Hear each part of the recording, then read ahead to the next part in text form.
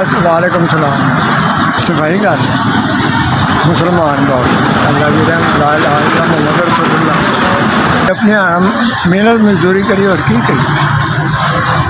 मजबूरी है कि जी आना जिमला इं छोटिया बच्चियां ने उन्होंने खाते गरीब आदमी है और कोई काम नहीं लभ्या मजबूरी है करना पै गया पेट पालन की।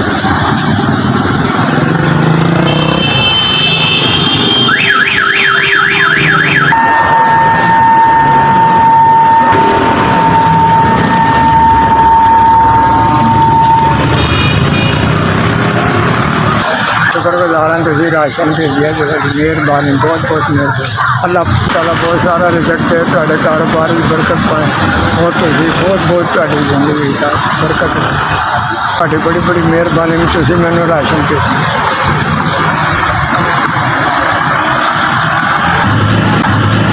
SBS तुहाडी बड़ी बड़ी मेहरबानी तुम मेरे तक राशन भेजो बहुत बहुत शुक्रिया।